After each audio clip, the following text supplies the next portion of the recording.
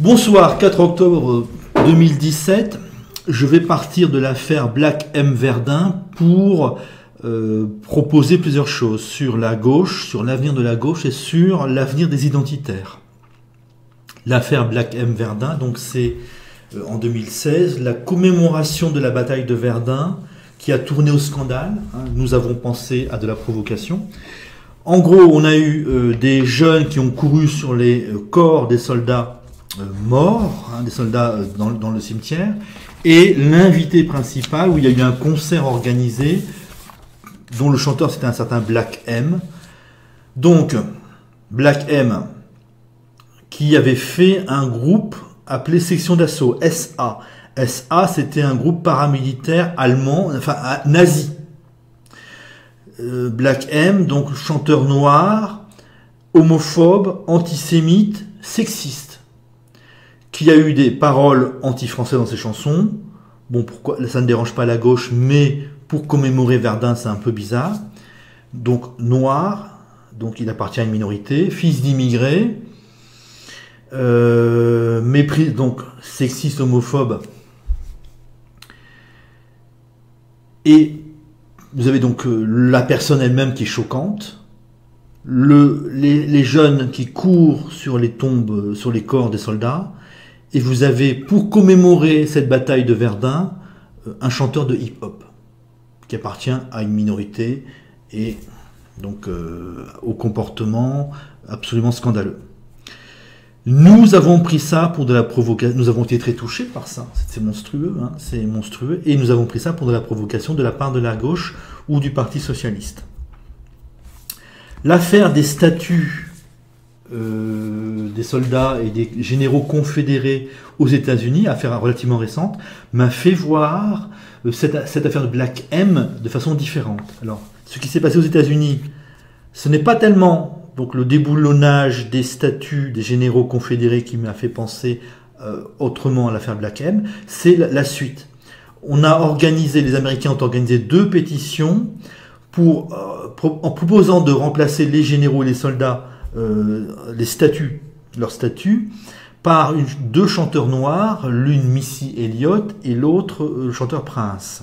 Donc Missy Elliott, chanteuse de hip-hop, si je me souviens bien, chanteuse de rap. Donc une musique qui n'a pas fait la preuve de sa capacité à durer. On ne sait pas si c'est de la qualité ou pas. Et le chanteur Prince qui apparemment faisait des chansons porno. Voilà ce par quoi la gauche américaine veut remplacer donc les statuts de généraux de la guerre civile américaine. Et non pas par des statuts de grands écrivains noirs, par exemple, de grands hommes politiques noirs qui auraient lutté contre l'esclavage, une statue de Martin Luther King, minorité, chanteur de styles qui n'ont pas fait leur preuve de leur durée, de leur qualité.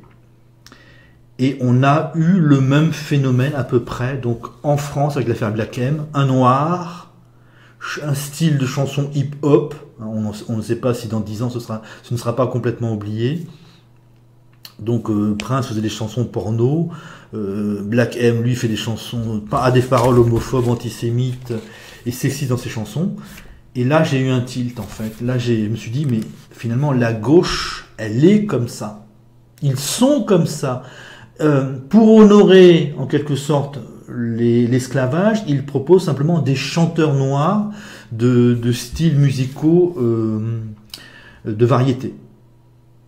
Voilà, c'est ça la gauche française, la gauche américaine et la gauche française par extension. Donc, alors, en argument, vous avez, quand les élus de gauche font courir les jeunes sur les corps des soldats français, ces élus de gauche de 50-60 ans ont aussi des grands-pères qui sont passés à Verdun. Il y a des gens de gauche dont les grands-pères sont morts à Verdun, chez les élus de gauche. Et ça ne les dérange pas que des jeunes courent sur les corps de leurs grands-pères. Vous avez eu, si c'était de la provocation, si c'était vraiment sincèrement de la provocation, il se serait rendu compte que c'était de la provocation. mais c'est tellement monstrueux, hein, à la fois courir sur les tombes et un chanteur de hip-hop homophobe, sexiste, anti-français, que ça va tellement loin que s'ils en avaient conscience, ils ne l'auraient pas fait, ils ne seraient pas allés jusque-là.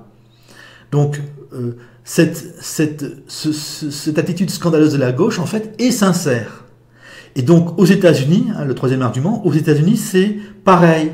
On remplace des généraux, enfin, on remplace quelque chose par des noirs chanteurs, minorités qui chantent.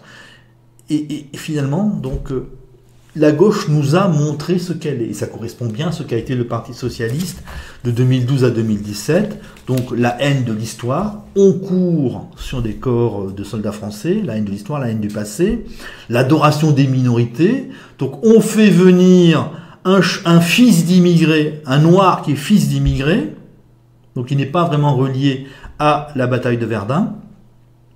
Et cette adoration pour les Noirs et pour les Maghrébins et même pour les femmes qui se comportent extrêmement mal. Donc on fait venir non seulement un chanteur noir, fils d'immigrés, mais jeune en plus, mais aussi qui est homophobe, qui est sexiste, qui est antisémite.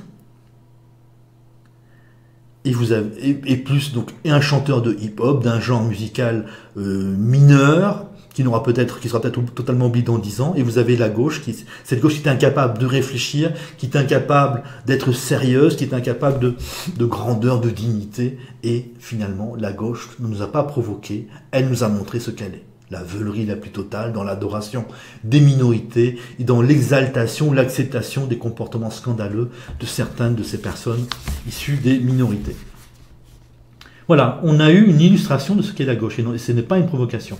Elle nous a renseigné sur ce qu'elle est, on a eu un concentré de gauche. Ce sont des ordures, hein, on l'a vu, ce sont des ordures, et bien, la commémoration de Verdun nous a montré, hein, ça a été un concentré d'ordures de ce qu'est la gauche française, de ce qu'est le Parti socialiste en particulier. Alors cette gauche-là a fait 6% à la présidentielle. Donc cette gauche-là, les Français n'en ont pas voulu, ne l'ont pas supporté, l'ont vomi. Et il est important de savoir si Macron et France Insoumise reprennent l'héritage, reprennent l'idéologie, reprennent l'héritage. Macron, oui, hein, partiellement, mais Macron, c'est avant tout l'argent. Et quand il reprend l'héritage de cette gauche-là, c'est à des fins électoralistes ou à des fins de diversion. France Insoumise, c'est un peu plus compliqué. Vous avez à la fois Obono et Ruffin. Obono qui est dans cette mentalité-là, et Ruffin, lui, qui a été capable de ne pas accuser un policier dans une affaire où il y a un noir qui a été tué par la police, qui a été capable de ne pas accuser, donc systématiquement sans preuve, un policier, devant un public de gauchistes qui l'a sifflé. Donc France Insoumise, on a les deux. Mais ce qui caractérise France Insoumise au moment où je vous fais la vidéo, donc tout début octobre 2017, me semble-t-il, c'est l'affaiblissement. Les grandes manifestations destinées à refuser la loi travail proposée par Macron me semblent être des échecs. L'État dit 30 000 personnes à Paris, 30 000 manifestants à Paris, France Insoumise dit 150 000 manifestants à Paris, mais même 150 000 manifestants à Paris, il me semble que c'est très très peu. C'est à partir de 1 million de personnes que vous avez une chance, je crois, hein, d'entraîner un mouvement de refus des mesures prises par le gouvernement, et que vous avez une chance de le faire reculer. Là, à 150 000, je pense que c'est fini. On a un échec de France Insoumise, échec d'autant plus important que France Insoumise a beaucoup parlé de son combat contre les lois travail de Macron. Et vous avez également, autre signe révélateur, Mélenchon qui manifeste, ou Benoît Hamon qui manifeste bras dessus, bras dessous, avec Jean-Luc Mélenchon, donc le candidat aux élections présidentielles du Parti socialiste, ce qui décrédibilise totalement France Insoumise. Donc on a un France Insoumise qui est affaibli, qui, en manifestant avec Hamon, partisan de l'euro, partisan de l'Union européenne, se décrédibilise totalement. Mélenchon semble plus vouloir reconstruire le Parti socialiste qu'autre chose. Donc, cette gauche-là semble en affaiblissement continuel. Elle semble avoir terminé sa période historique, son tour de piste, hein, comme j'en ai déjà parlé dans une autre vidéo.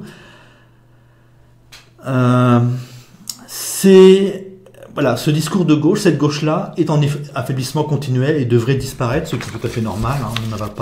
On ne va quand même pas voter toujours plus pour une gauche qui fait du chômage de masse, qui fait de l'immigration de masse, et qui dit aux immigrés, haïssez les Français, haïssez la France et les Français, n'hésitez pas à être délinquants, n'hésitez pas à être musulmans radicaux, on vous protégera, on vous aime, quoi que vous fassiez, du moment que vous haïssez les Français, finalement, plus vous haïssez les Français, plus on vous aime.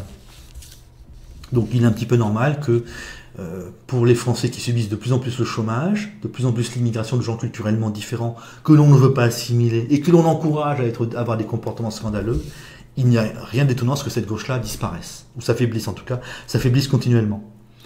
Et l'affaiblissement de cette gauche-là, eh bien, c'est l'émergence des identitaires. C'est la même chose. Cette gauche-là, c'est une gauche girondine, et son symétrique, ce sont les identitaires. Pour le moment, donc, alors, oula, pardon. Donc, cette gauche-là, c'est une gauche girondine. Macron, c'est un girondin. Les identitaires, ce sont des girondins. Les girondins, ce sont les gens qui ont détesté, ce sont les gens dans les régions qui ont détesté la Révolution française. Un girondin, c'est cette couleur-là dans la métropole et ces hachures-là. Donc l'Ouest, le Sud girondin, qu'on appelle assez souvent Occitanie, l'Alsace-Moselle, le Nord-Pas-de-Calais. Donc en gros, cette masse-là, plus l'Ouest, c'est les zones de force du Parti Socialiste, de Macron, de France Insoumise. Le Nord-Pas-de-Calais et la Moselle, et l'Alsace-Moselle n'ont pas des comportements correspondant à leur mentalité. Alors les mentalités sont mentalité allemande pour le Sud girondin, pour le Nord-Pas-de-Calais, pour l'Alsace-Moselle et pour la Bretagne. Je sais pas comment on appelle la Bretagne, tout à fait proche de la mer. Ils sont tous proches de la mer, tout à fait à l'ouest. Et c'est une mentalité anglaise pour l'ouest intérieur. Et donc, c'est la même mentalité. Les identitaires et les gauchistes, c'est la même mentalité. Normalement, ils doivent souvent se retrouver en face à face dans les mêmes régions. Vous avez l'affaiblissement de cette gauche-là, qui est probablement touché à mort, qui ne reviendra plus au pouvoir.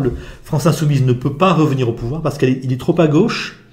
Hein, le PS avait ses 10 points, par exemple du Front de gauche en 2012, qui ont voté pour lui. Le PS avait ses 10 points de réserve de voix à gauche. France Insoumise n'a rien à gauche, quasiment rien. Et imaginons qu'il arrive au second tour d'une élection présidentielle, de la prochaine élection présidentielle, face soit au camp Macron, soit au camp Fillon.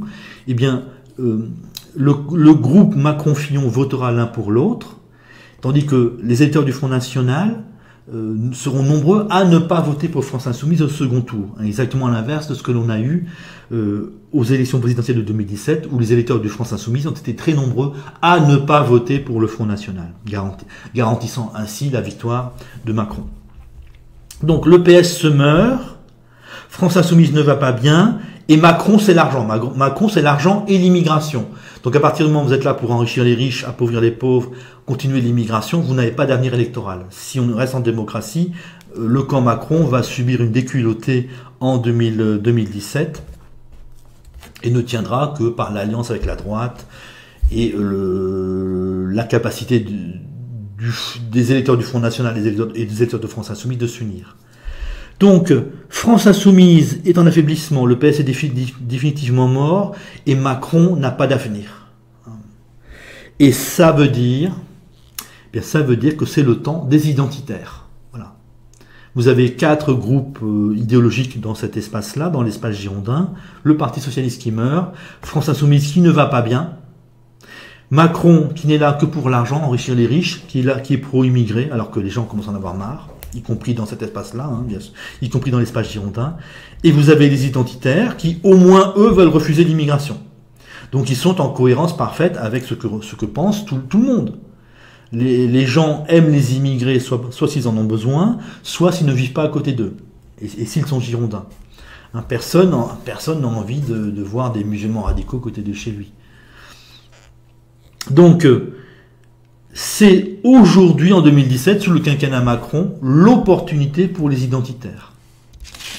Et une opportunité d'autant plus importante que le Front National Philippot disparaît.